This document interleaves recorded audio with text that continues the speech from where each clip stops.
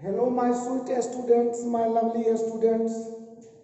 मैं आनंद कुमार कर्ण हाजिर हूँ दोस्तों अपने YouTube चैनल ए करंस क्लासेस इंडिया नंबर 1 पर, और आपके साथ प्रस्तुति में हूँ आज हाइट एंड डिस्टेंस का बहुत ही सुंदर सा प्रश्न लेकर।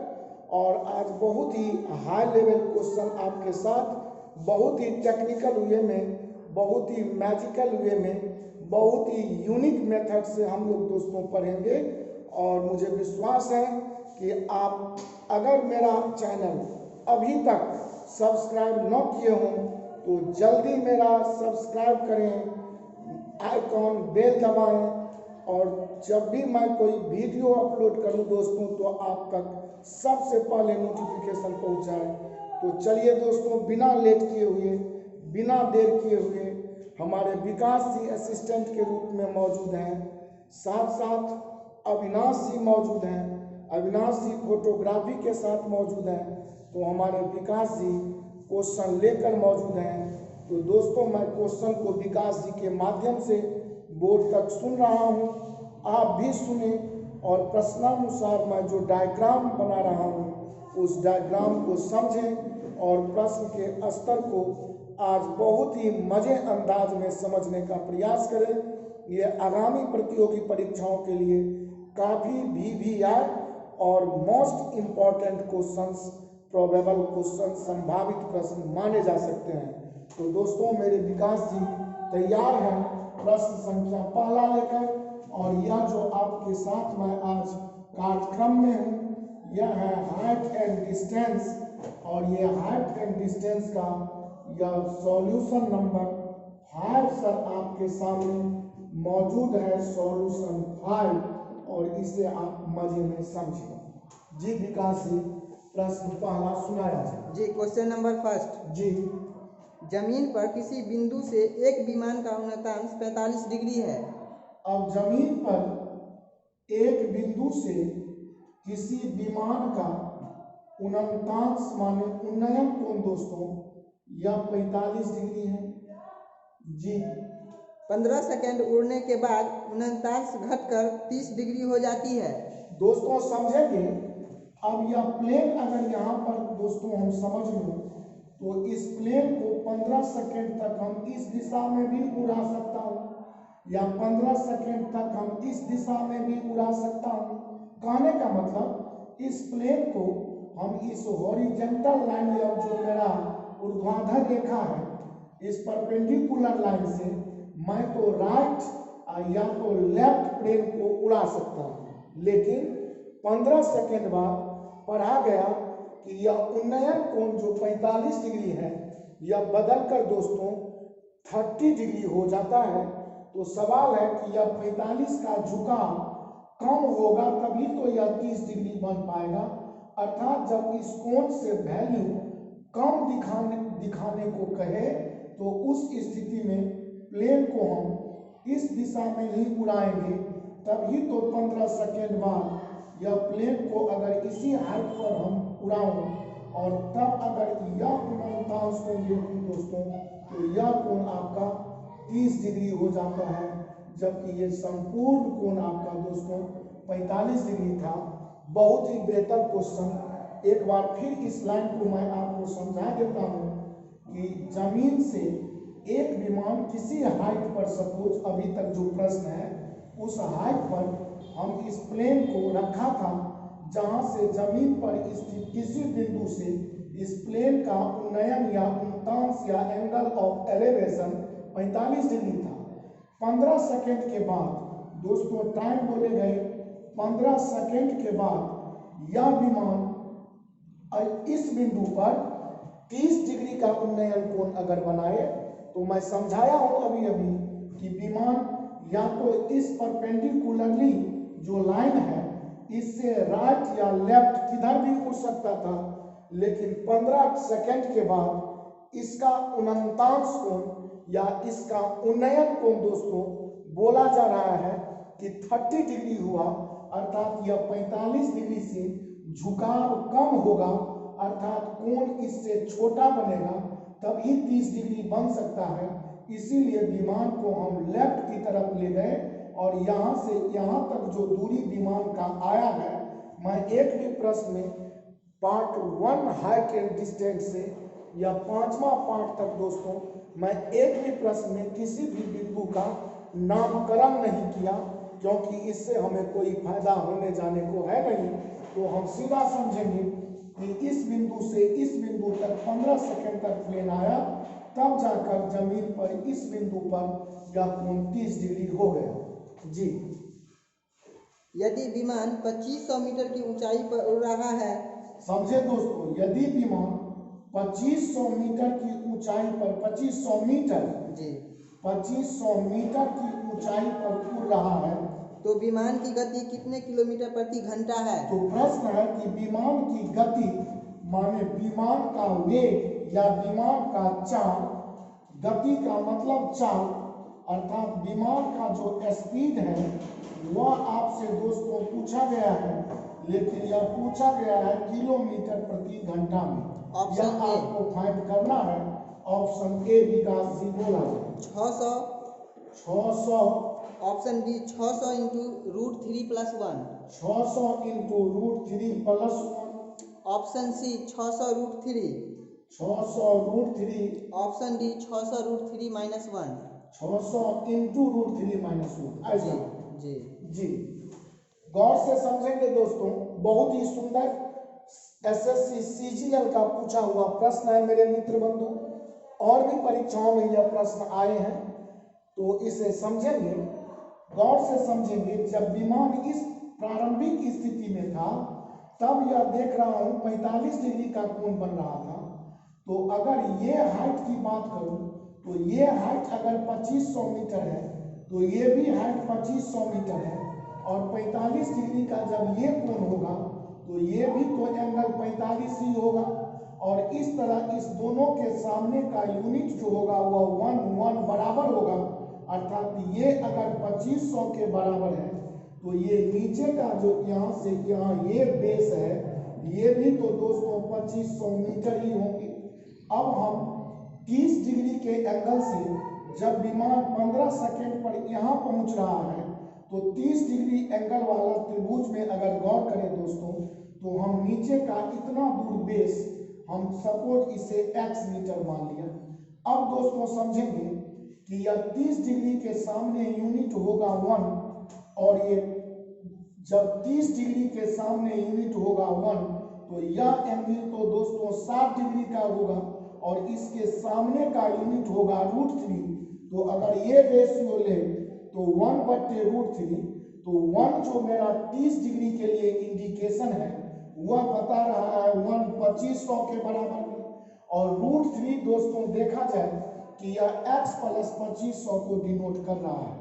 और इस स्थिति से अगर देखा जाए तो x प्लस 2500 का 1 से गुना करेंगे तो x प्लस 2500 होगा, और 2500 रूट 3 होगा। तो कैलकुलेशन करने से या 2500 इंटू रूट 3 माइनस 1 हो जाएंगे। दोनों में कॉमन ले लो तो इस स्टेप को न लिखा। अब x अगर निकल गया तो कहने का मतलब 15 सेकंड में विमान इसी बिंदु से तो यहाँ तक आई थी। तो ये जो दोस्तों आप लेंथ इतना दूर देख रहे हैं, यह लेंथ भूमि पर या जमीन पर बराबर है, और ये दूरी मेरा x इतना मीटर निकल गया। और हमसे अब गति स्पीड या चाल पूछ रहा है, तो प्लेन की चाल या किसी भी वस्तु या व्यक्ति का चाल जब लेते हैं तो चाल बराबर दूरी बढ़ते समय, तो दूरी दोस्तों मेरा 2500 इंटू रूट 3 माइनस 1 मीटर है, और समय बोल चुका है पहले 15 सेकंड में यह डिस्टेंस x तय किया, तो 15 सेकंड से भाग दे दिया। लेकिन दोस्तों स्पीड हमसे किलोमीटर पर घंटा में पूछा गया, तो जब मीटर पर सेकंड को किलोमीटर पर घंटा में बदलता हूँ, तो टाइम एंड डिस्टेंस में हम मीटर पर सेकंड से किलोमीटर पर घंटा बदलने के लिए 18/5 यूनिट से गुना करते हैं।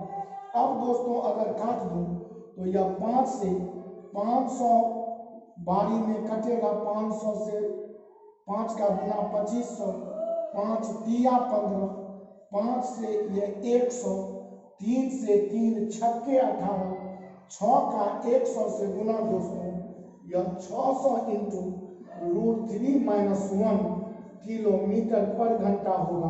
और इस तरह दोस्तों मेरा ऑप्शन डी आपसे बिल्कुल ही सही और सत्य आया।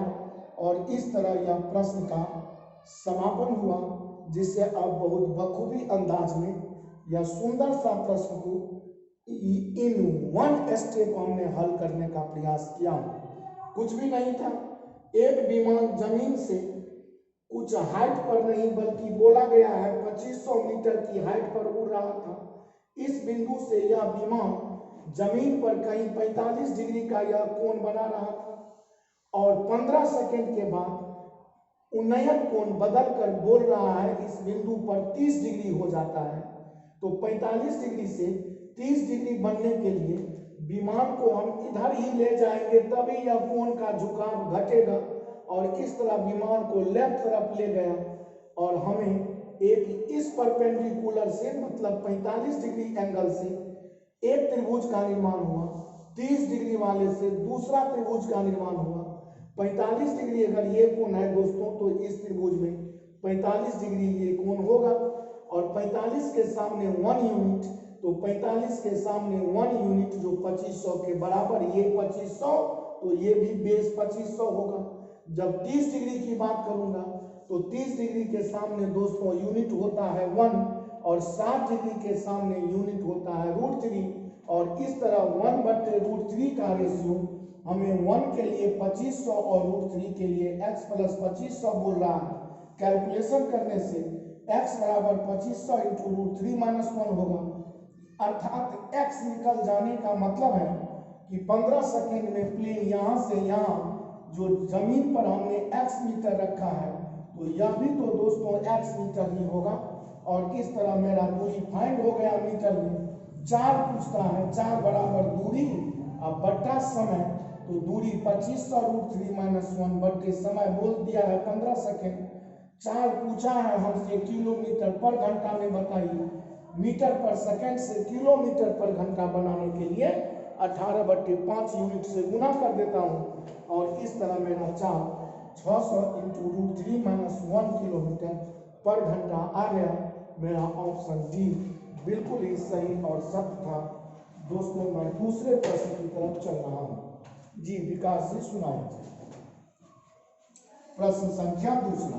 आज हम बहुत ही स्टैंडर्ड प्रश्नों को देख रहे हैं, बहुत ही टेक्निकल और मैजिकल वे में। और यह पार्ट 1 वीडियो अगर देखे होंगे तो वहाँ से लगभग हम सारे पार्ट में, यह तो मेरा 5वां वीडियो है इस पर, यह मेरा 5वां क्लास है आपके साथ दोस्तों।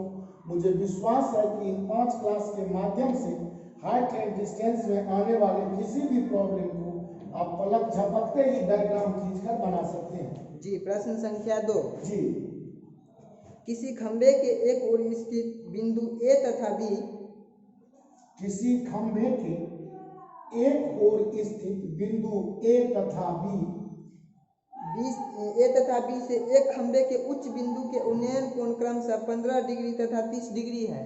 समझा जाए तो ए बिंदु यहीं रखना पड़ेगा और बी बिंदु यहीं रखना पड़ेगा। फिर से सुनाइए क्वेश्चन।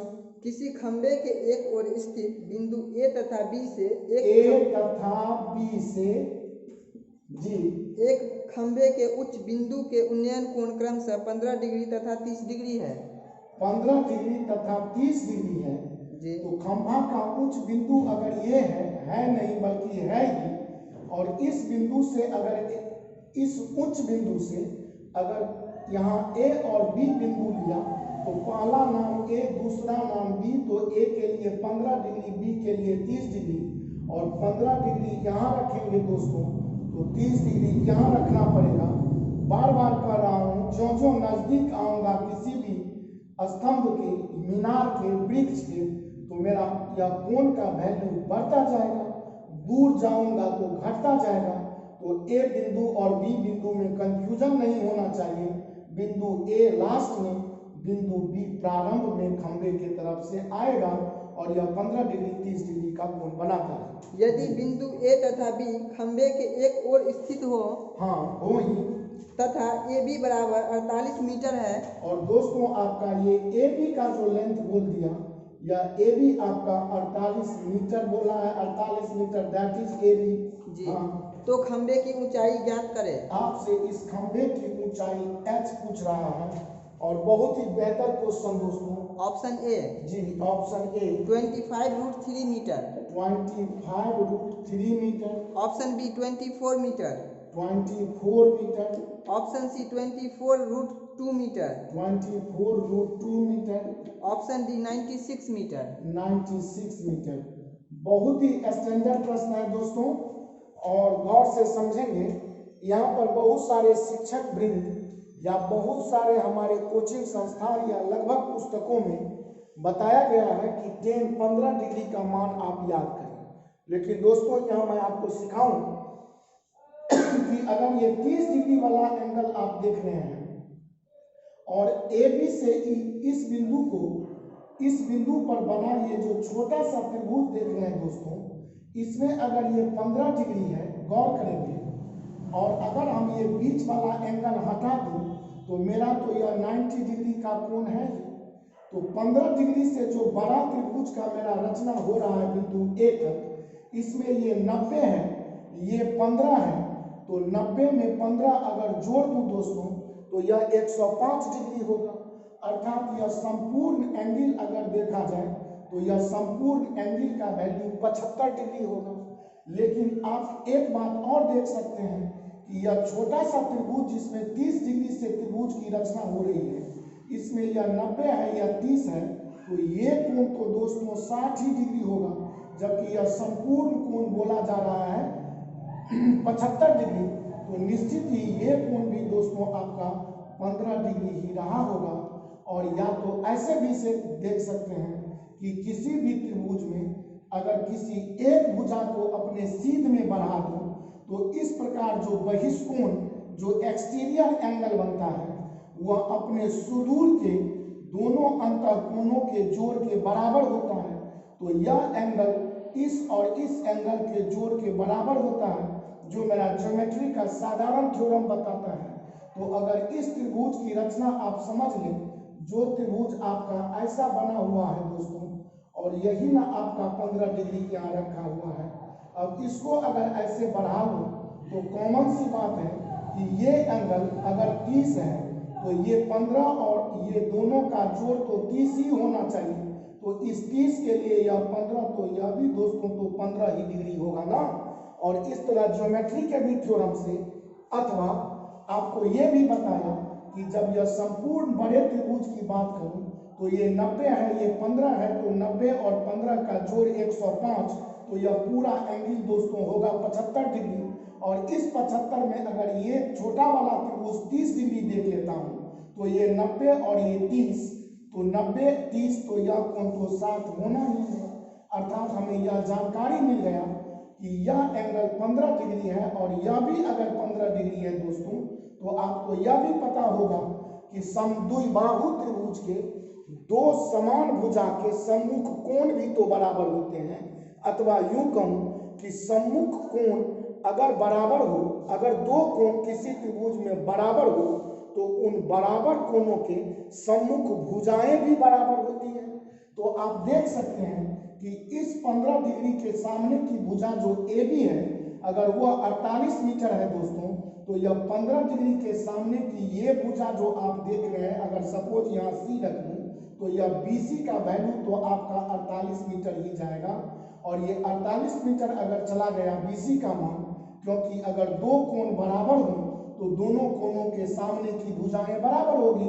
तो इस 15 के सामने अगर AB दिया है 48, तो यह AB के बराबर में तो आपका BC भी ना आएगा, और तब जाकर यह आपका 48 ही बन जाएगा। अब आपको बता दूं कि 30 डिग्री के सामने अगर 1 होता है दोस्तों, 30 डिग्री के सामने अगर 1 होता है तो 60 डिग्री के सामने √3 होता है, तो 90 डिग्री के सामने दोस्तों यूनिट 2 होता है। यह रेशियो मैं वीडियो 1 से सिखा रहा हूँ। अब 90 डिग्री के सामने यूनिट 2 होता है, और यह 2 यूनिट देख रहे हैं कि 48 के बराबर है, अर्थात 1 बराबर 48 का आधा, या 48/2 का मतलब 24 होगा, और 1 यूनिट निकलने का मतलब 30 डिग्री के सामने की भुजा निकल गया, और यह 1 ही यूनिट है, अर्थात यह खंभे की ऊंचाई जो 24 मीटर है, यही तो दोस्तों आपका एच है। और इस तरह आपका आंसर बी बिल्कुल ही कंफर्म है। बहुत ही स्टैंडर्ड क्वेश्चन, और मुझे विश्वास है कि यह टेक्निक भी आपको काफ़ी स्टैंडर्ड और बहुत ही टेक्निकल या मैजिकल लगा होगा, और इस आधार से आप 15 डिग्री का मान याद रखें, 75 डिग्री का याद रखें, ऐसे कोई आवश्यकता नहीं है। This technique is very useful to solve this type of questions. इस तरह का बहुत ही मजे में आंसर आप विद इन सेकेंड कर सकते हैं, और इस तरह यह मेरा दूसरा प्रश्न भी समाप्त हुआ। जी, प्रश्न संख्या 30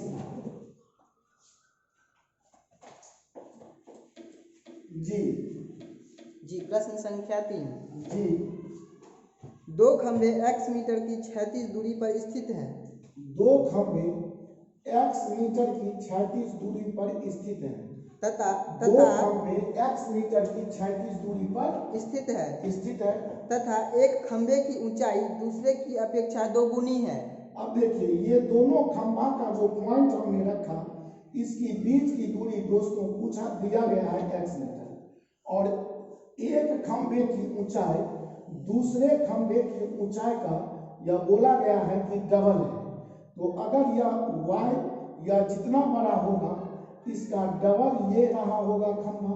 अगर यह y मीटर का खंभा दोस्तों, तो इस संपूर्ण हाइट को आप बोलेंगे 2y मीटर। एक खंभे की ऊंचाई से दूसरा खंभा का जो हाइट बोला गया वो डबल है। जी, यदि उनके पाद के मध्य बिंदु से उनके उच्च बिंदुओं के उन्नयन कोण एक दूसरे के पूरक हो।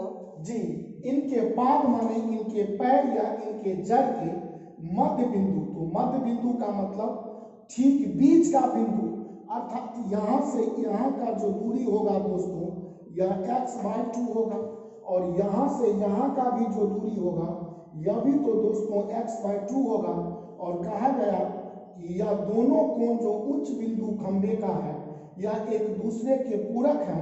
अर्थात दोस्तों यहाँ पर ये समझे कि अगर इसमें एक कोण सपोज हम थीटा ले लेते हैं, तो एक कोण दूसरे के पूरक है, तो जब पूरक कोण या कॉम्प्लीमेंट्री एंगल की बात होती है, तो ज्योमेट्री में बच्चा में हम लोग जानते हैं कि जब दो कोणों का जोड़ 90 डिग्री होता है, तो एक कोण दूसरे का पूरक होता है। सपोज मैं अगर 40 डिग्री हूँ और आप पूरक अगर मेरे हों, तो आप 90 में से 40 घटा दें तो आप 50 डिग्री होंगे, तभी मैं और आप एक दूसरे के परस्पर पूरक हो जाएंगे।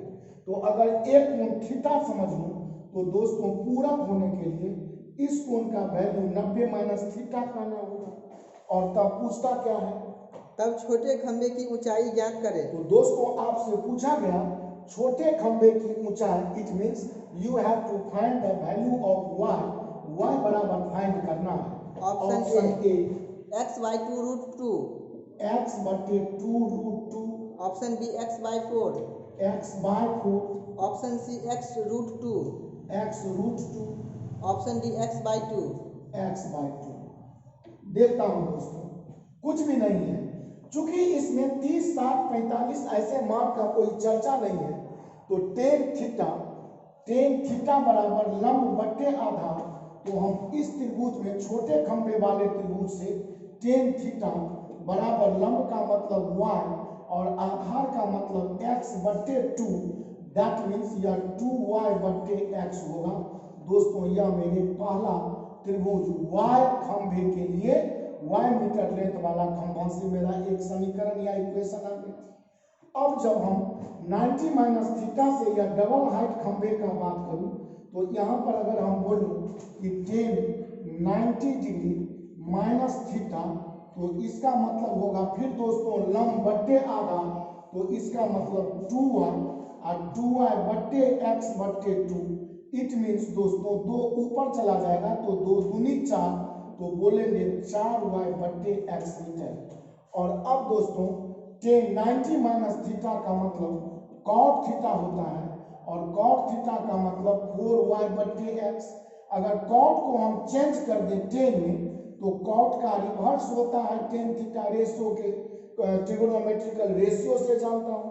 तो कॉट का उल्टा जो ही टेन थीटा बोला तो यह वैल्यू जो रेशियो में है ये भी पलट जाएगा और यह इस तरह x/4y होगा। Both are the value of tan theta. यह दोनों इक्वेशन आप देख सकते हैं टेन थीटा का ही है। इसका मतलब हुआ दोस्तों कि 2y बटे जो x है यह इस टेन थीटा x/4y के बराबर में है। और अब x से x का अगर गुना कर दूं तो दोस्तों इसका मतलब होगा x² और x² का गुना हो के फाइनल हुआ। इसका जब क्रॉस करेंगे तो 4 दूनी 8y² और हमें तो दोस्तों पता करना है y का मान। तो अब अगर इधर y² के बदले y सिर्फ रखूं तो x² बटे 8 और स्क्वायर हटा लिया y से तो यह रूट ओवर में आ जाएगा। और x² का मतलब दोस्तों वर्गमूल निकालेंगे तो x और 8 का वर्गमूल होता है 2√2 और इस तरह इसका उत्तर x बटे 2√2 मीटर आ गया। और मेरा ऑप्शन ए बिल्कुल ही सही और सत्य हो गया। और इस तरह इस प्रश्न में हमें नहीं लगता कि किसी भी प्रकार का कैलकुलेशन के अलावा कोई ज्यादा कॉन्सेप्ट है। एक खंभा y मीटर का माना, यहाँ से x मीटर की दूरी पर दूसरा खंभा इस हाइट का डबल माने 2y मीटर लिया। अब इस दोनों खंभों के बीच की दूरी x मीटर दिया हुआ है। ठीक मध्य बिंदु यहाँ लिया और इस पर जो ही मध्य बिंदु लिया तो इस मध्य बिंदु से इस खंभे के जड़ तक की दूरी संपूर्ण x का आधा x/2। यहाँ से इसके जड़ तक का जो दूरी होगा वो भी x/2 आधा होने के कारण। और यहाँ पर दोनों खंभे के उच्च बिंदु माने शिखर या चोटी या शीर्ष बिंदु से इस बिंदु पर बनने वाला जो उन्नयन कोण है वह एक दूसरे के पूरक है। अर्थात पूरक मतलब दो कोणों का जोड़ 90 डिग्री। यहाँ पर अगर थीटा रखा तो यहाँ 90 माइनस थीटा। यहाँ पर एक कुतूहल आपके दिमाग में जिज्ञासा आ सकता है कि क्या 90 माइनस थीटा इधर और थीटा उधर नहीं दे सकता? जी हाँ, मजे में रख सकते थे। आपको जिधर मन हो उधर रख दीजिए वैल्यू, क्योंकि कोई मान तो फिक्स है नहीं। लेकिन पूरक होने के लिए अगर इधर ही थीटा रखता तो इधर 90 माइनस थीटा होता और 90 माइनस थीटा होता और ऐसा करने से हमारे प्रश्न के आंसर पर कोई प्रभाव न पड़ते। अब अगर थीटा यहाँ रखा तो टेन थीटा बराबर लंब y बटे आधार x/2। टेन थीटा बराबर लंब y बटे आधार x/2। 2 ऊपर चला गया तो यह 2y/x हो गया। अब उधर से गया सर टेन 90 माइनस थीटा बराबर लंब 2y देख रहे हैं इसके लिए आधार x/2 तो दोनों त्रिभुज में फिक्स है।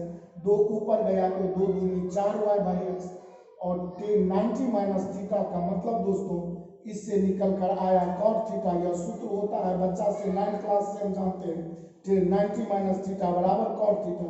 cot थीटा बराबर 4y/x।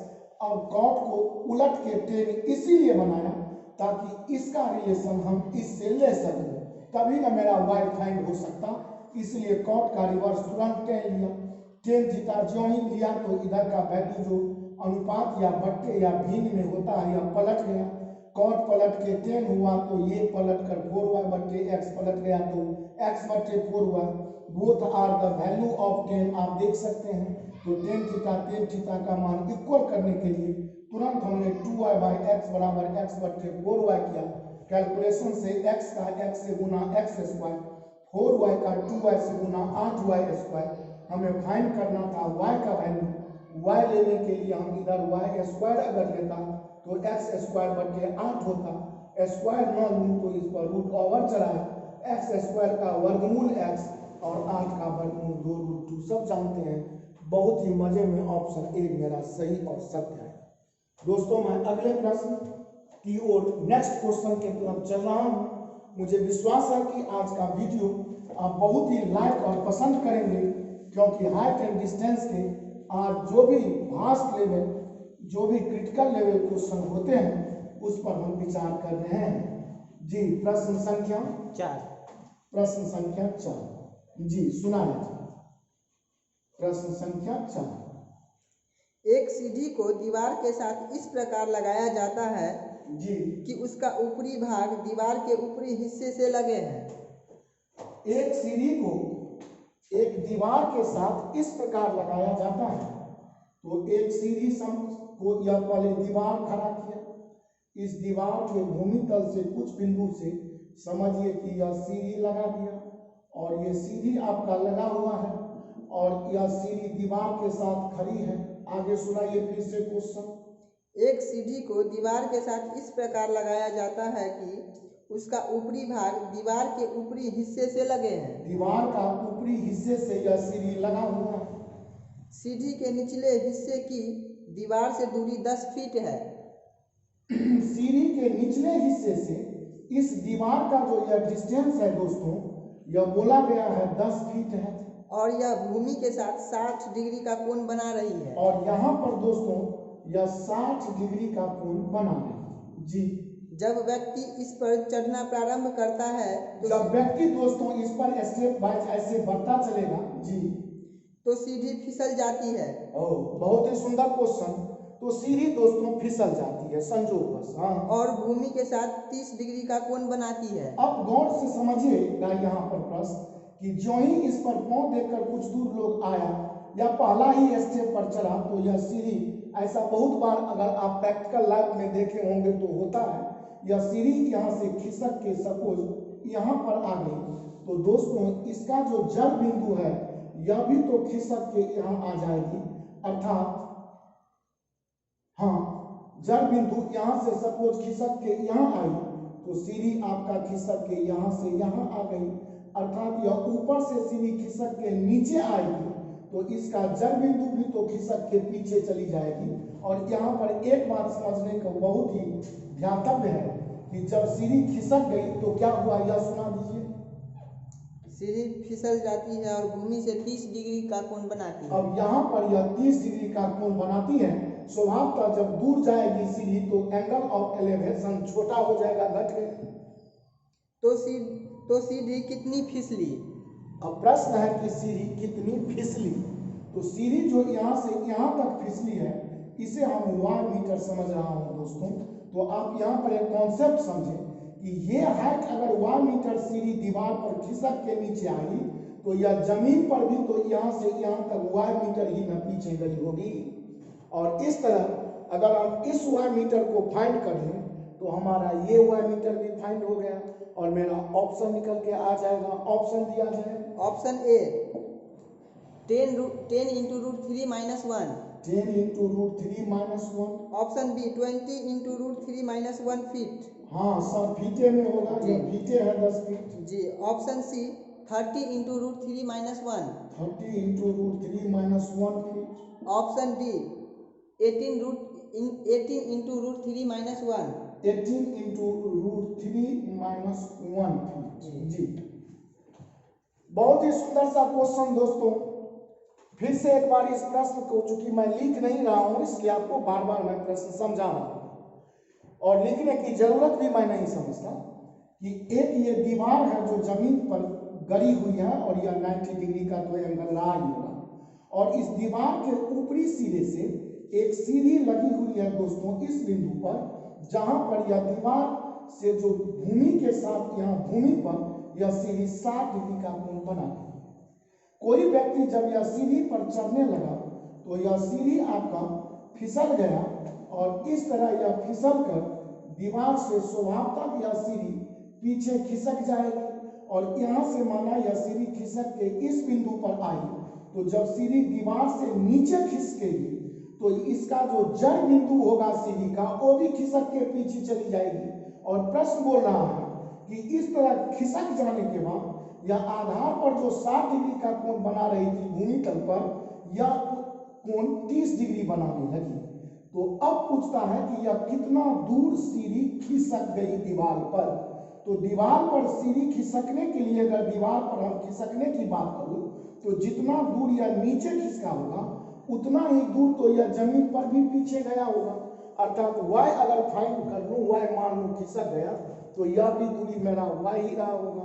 और बड़े मजे से जब 60 डिग्री एंगल पर हम चर्चा करेंगे दोस्तों, तो यह रहा होगा 30 डिग्री।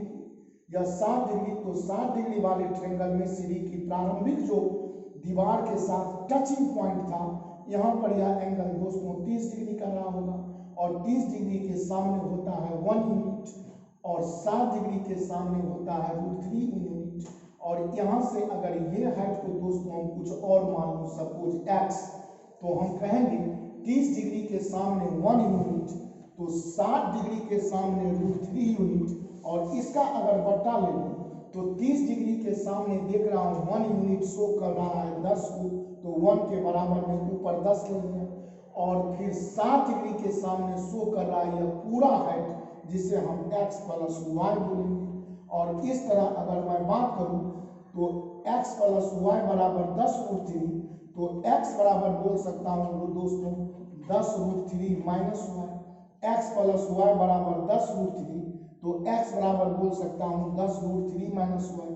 मेरा एक x का यह मान यहाँ आया हुआ है, this is my one equation. और जब हम दीवार पर सीढ़ी खिसक जाती है तब जो त्रिभुज का रचना हो रहा है वह 30 डिग्री के साथ अगर आप नजर देंगे तो यह 30 डिग्री, तो यहाँ पर तो दोस्तों तब 60 डिग्री बना होगा। अब 30 डिग्री के सामने अगर 1 यूनिट लूँ तो हम 60 डिग्री के सामने ले सकता हूँ √3 यूनिट, और 1 यूनिट जो 30 के सामने है वह तो x को शो कर रहा है, तो मेरा √3 यूनिट जो 60 के सामने है, सॉरी 30 डिग्री, हाँ 30 डिग्री के सामने जो मेरा 1 यूनिट है वह x को शो कर रहा है, तो 60 डिग्री के सामने √3 वह तो मेरा 10 यूनिट को बता रहा है। और इससे अगर बात करूं दोस्तों तो हम बोल सकते हैं कि इससे √3x बराबर 10, सो x बराबर 10/√3, और ये भी तो x का ही मान है दोस्तों, और यह भी x का ही मान है, तो यह दोनों मान परस्पर बराबर हो गए। और इस तरह 30 डिग्री के सामने अगर 1 यूनिट x होगा तो 60 डिग्री के तो 60 डिग्री के सामने मेरा यह पूरा यूनिट दोस्तों 10 प्लस वाई रहा होगा, तो 60 डिग्री के सामने मेरा यह थोड़ा सा मिस्टेक हो रहा था, 10 प्लस वाई होगा, और इस तरह x बराबर 10 प्लस वाई/√3 होगा। और अब दोस्तों मैं कह सकता हूं कि यह x और x बराबर है, अर्थात यह दोनों मान बराबर हैं, अर्थात मैं बोल सकता हूं कि 10√3 माइनस वाई बराबर 10 प्लस वाई/√3। अब क्रॉस गुणा करेंगे √3 से 10√3 का, तो √3 इंटू √3 3, तो यह 10 या 30 होगा, माइनस √3 वाई होगा, और उधर मेरा दोस्तों 10 प्लस वाई है। अब देख सकते हैं आप √3 वाई को अगर उधर लेके चला जाऊं तो √3 वाई और वाई उधर जाकर हो जाएगा 4 वाई, √3 वाई सॉरी, इधर अगर 10 लाऊं तो 30 में से 10 गया 20, तो मैं 20 बराबर उधर √3 वाई ले जाऊंगा तो प्लस होगा, तो वाई कॉमन लेकर मैं √3 प्लस 1 हो सकता हूँ, इसलिए वाई बराबर 20/√3 प्लस 1 फीट। और इस तरह अगर इसका हर परिमेयकरण करूँ ना दोस्तों तो √3 माइनस 1/√3 माइनस 1 होगा, और यह दोनों का गुणा करने पर a² माइनस b² 2 हो जाएंगे, 2 से 20 कट के 10 होगा, और इस तरह 10 इंटू ऊपर में √3 माइनस 1, इसका ऑप्शन ए बिल्कुल ही सही और सत्य आ गया। और इस तरह यह प्रश्न को बड़े मजे में हमने हल कर लिया। यहाँ पर फिर एक बार समझा देता हूँ, प्रश्न से अवगत हो चुका हूँ। जब 30 डिग्री की बात करूँगा तो इसके सामने मेरा हाइट आ रहा है 10, जो 1 यूनिट का इंडिकेशन है। अब 30 डिग्री के लिए त्रिभुज ले रहा हूँ 60 डिग्री वाला कोण, तो यह 60 डिग्री के सामने √3 मेरा x प्लस वाई को इंडिकेट कर रहा है। इससे हम x बराबर 10√3 माइनस वाई का एक इक्वेशन लिया। जब सीढ़ी खिसक के नीचे आई तब देख रहा हूँ दोस्तों यह 60 डिग्री का एंगल है, यहाँ 30 डिग्री का एंगल है, तो 30 डिग्री के सामने मेरा x यूनिट आएगा, तो 60 डिग्री के सामने मेरा संपूर्ण बेस 10 प्लस वाई होगा, जिससे मैं मिस्टेक कर रहा था। और इस तरह 1/√3 बराबर x/10 प्लस वाई, x बराबर हम 10 प्लस वाई का 1 से गुना √3 से भाग लगा दिया, दोनों वैल्यू x के हैं, इसको और इसको बराबर किया और इस तरह सिंप्लीफिकेशन करके मैं प्रश्न का सरलीकृत मान निकाल लिया और मेरा ये भी प्रश्न दोस्तों बहुत मज़े में समाप्त हुआ। आज बहुत ही सुंदर प्रश्नों पर विचार कर रहा हूँ। मुझे विश्वास है कि आपको यह वीडियो बहुत बहुत पसंद आ रहा होगा और मज़े में आप समझ रहे होंगे। और आज का मेरा अंतिम प्रश्न जो नेक्स्ट क्वेश्चन है इस पर मैं विचार कर रहा हूँ। जी सुनाया जाए प्रश्न संख्या लास्ट। जी प्रश्न संख्या 5वां। जी एक ऊर्ध्वाधर मीनार एक क्षैतिज समतल पर खड़ी है। एक ऊर्ध्वाधर मीनार एक क्षैतिज समतल पर खड़ी है और तो उसके एक ऊपर ऊर्ध्वाधर मीनार को क्षैतिज समतल पर खड़ा कर दिया 90 डिग्री पर। जी और उसके ऊपर h ऊंचाई का ऊर्ध्वाधर ध्वज दंड लगा है। अब समझे कि इसके ऊपर यह मीनार का हाइट यहाँ तक हमने ले लिया और इस मीनार के ऊपर यहाँ पर समझिए यह ध्वज दंड खड़ा है जो h मीटर बोले हैं जी। अर्थात ये मीनार के ऊपर जो ध्वजखंड खड़ा है इसका हाइट दोस्तों दिया गया है h मीटर। जी समतल पर एक बिंदु पर ध्वजदंड के तल का उन्नयन कोण अल्फा है। तो समतल पर एक बिंदु पर जैसे ये बिंदु लिया इस पर किसका कोण अल्फा है? ध्वजदंड के तल का उन्नयन कोण अल्फा है। ध्वजदंड का तल तो यही है जब इसका कोण दोस्तों यहाँ पर सपोज अल्फा बोला गया है और ध्वजदंड के शीर्ष भाग का बीटा है। अब यहाँ पर इस बिंदु पर अगर यहाँ से एंगल बनाऊंगा दोस्तों तो यह एंगल बोला गया है कि यह एंगल आपका बीटा है और इस तरह यह एंगल संपूर्ण की बात करूं तो ये बीटा है। जी तो मीनार की ऊंचाई बताए।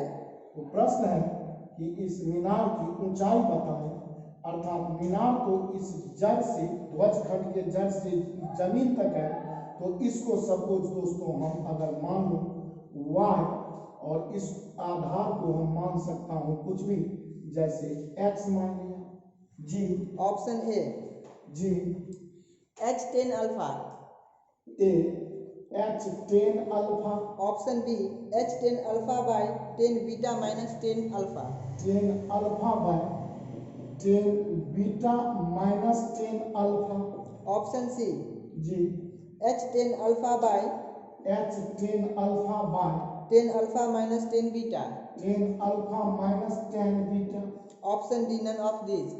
None of this. यह भी क्वेश्चन दोस्तों CGL एग्जाम में पूछा हुआ है और विकास जी थोड़ा मेरा टॉयल छोटा वाला होगा वो दिया जी। जी बहुत ही बेहतर क्वेश्चन दोस्तों और इस पर विचार कर रहा हूं जिससे आप समझेंगे। बहुत ही बेस्ट क्वेश्चन जिसे फिर से आपको समझाऊं कि एक मीनार है जिसका हाइट हमने y मीटर रख लिया। इस मीनार के ऊपर में दोस्तों h मीटर का प्रश्न बोलता है कि एक ध्वजदंड खड़ा है और यह ध्वजदंड के जड़ से इसके आधार बिंदु से किसी बिंदु पर क्षैतिज पर यह अल्फा कोण बना रहा है। ये कोण दोस्तों आपका अल्फा बन रहा है और ध्वजखंड का जो ऊपरी सिरा है वह इस बिंदु पर कहा गया यह संपूर्ण बीटा कोण बना रहा है। तो आपको पता करना है कि मीनार की ऊंचाई अर्थात आपसे दोस्तों पूछा गया है कि y का मान बताइए कितना रहा होगा। बहुत ही बेस्ट क्वेश्चन दोस्तों और इस पर विचार कर रहा हूं and this is the last question of this video और मुझे विश्वास है कि आपको यह प्रश्न समझने में बनाने में काफी मजा देगा और कुछ भी नहीं है। जब हम अल्फा कोण की बात करूं तो अल्फा कोण तो ध्वज दंड का निचली सिरा से बना हुआ कोण है तो हम तब जो अल्फा कोण के लिए लंब समझू tan में तो वह y के बराबर होगा आधार x होगा। तो मैं बोल सकता हूं दोस्तों कि tan alpha that is y बटे x और कुछ भी नहीं। जब ध्वजदंड का ऊपरी सिरा से मैं बात कर रहा हूं ना दोस्तों तो यह ऊपरी सिरा से देख रहा हूं इस बिंदु पर बनने वाला संपूर्ण कोण है बीटा और यह बीटा के सामने जो टोटल डिस्टेंस हाइट देख रहा हूं उसमें यह ध्वजदंड और प्लस मीनार का हाइट जोड़ा हुआ है और इस तरह मैं अगर tan बीटा की बात करूँ ना दोस्तों, तो इसका मतलब हो सकता है यहाँ से हम tan बीटा बराबर बोल सकता हूँ कि y प्लस एच बट्टे एक्स। तो लिख रहा हूँ y प्लस एच बट्टे एक्स। दोस्तों हमें y का वैल्यू निकालना है, तो अगर यहाँ पर हम इस इक्वेशन को थोड़ा सा प्यूरिफाई कर लूँ, तो यहाँ हम x से मतलब नहीं, हमें तो y से मतलब है। तो x इधर लेकर चला जाऊँ ना दोस्तों, तो x बराबर हम y अब बट्टे tan अल्फा नीचे रख सकता था। अब x का मान अगर इस समीकरण में रख दूं तो कुछ भी नहीं है, आप देख सकते हैं tan बीटा के साथ x का गुना है, तो हम tan बीटा इंटू x ले लिया या x tan बीटा ले लिया, और इधर हम रख सकते हैं दोस्तों y प्लस h जी। अब देख सकते हैं कि x का मतलब हम y बटे tan अल्फा रख सकता था, तो हम tan बीटा यहाँ है ही, x का जो मान है वह देख रहा हूँ y बटे tan अल्फा है, और तब ये बराबर में y प्लस h के बराबरी में है। अब अगर दोस्तों हम tan अल्फा का क्रॉस गुना करूं, तो यहाँ रख सकता हूं हम y tan बीटा बराबर tan अल्फा का y से गुना y tan alpha plus tan alpha का h से गुना हम बोल सकते हैं h tan अल्फा। और अगर y tan अल्फा इधर ले आऊं, तो इसमें और इसमें y कॉमन अगर करूं, तो यहाँ बचेंगे दोस्तों tan बीटा, ये इधर आने से माइनस होगा, तो ये बचेगा tan अल्फा।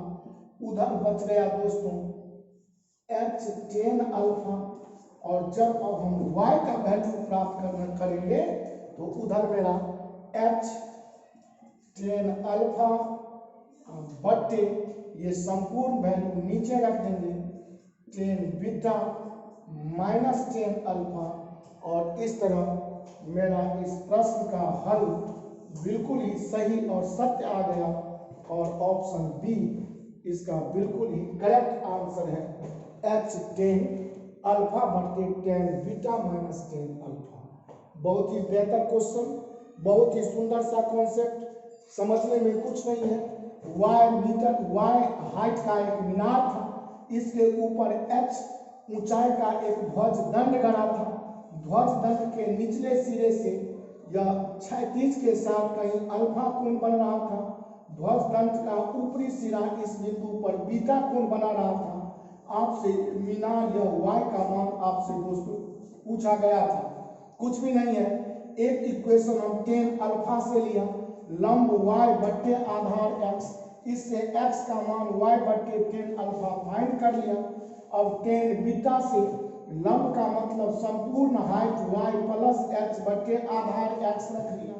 अब हम इसमें क्रॉस गुना किया, तो ये x tan बीटा बराबर y प्लस h, x का वैल्यू हम पहले ही निकाल चुके हैं, y बट्टे tan अल्फा x के बदले प्रतिस्थापित कर दिया।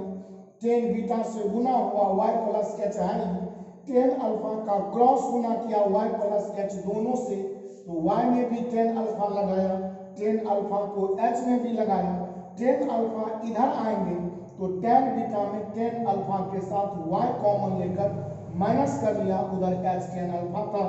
y का वैल्यू हमें प्राप्त करना था, y का मतलब h tan अल्फा ऊपर में और नीचे में यह भाग हो जाएंगे tan beta minus tan alpha, और इस तरह आपका ऑप्शन बी बिल्कुल ही सही और सत्य आ गया। दोस्तों मुझे बहुत विश्वास है कि आपको यह वीडियो बहुत ही पसंद इस मायने में और लगेगा कि इसमें प्रश्न के बहुत ही सुंदर सुंदर सिलेक्शन और हाई लेवल का क्वेश्चन आपके साथ रखा था।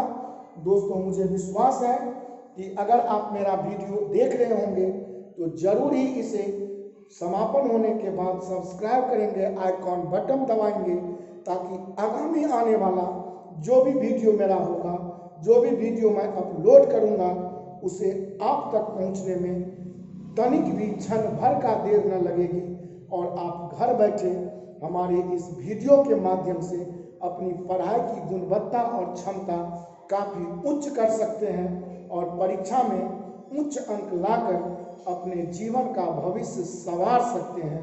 इसी उद्देश्य की पूर्ति से मैं YouTube चैनल ए करंस क्लासेस इंडिया नंबर 1 पर आपके बीच उपस्थित हो रहा हूँ। मैं आशा नहीं विश्वास दिलाता हूँ कि भविष्य में भी आपके साथ ऐसा ही वीडियो प्रस्तुत करता रहूँगा। आगामी डिफरेंट चैप्टर का वीडियो सब आ रहा है, इसीलिए आप सब्सक्राइब और आइकॉन बटन दबाना नहीं भूलेंगे। जाते जाते सिर्फ इतना जरूर कहूँगा कि दुल्हन वही जो पिया मन भाए, अर्थात कहने का मतलब कि अगर मेरा वीडियो आपको पसंद आए, मेरा यह प्यार आप तक पहुँच पाए, तो ज़रूर प्यार का रिप्लाई आप प्यार से, कहने का मतलब लाइक या डिसलाइक या कमेंट या सजेशन सुझाव से देंगे। मैं अक्षरशः आपके सुझावों पर अमल करने का प्रयास करूंगा। आपका आनंद कुमार कर आज के लिए धन्यवाद। Thank you so much. अलविदा अलविदा।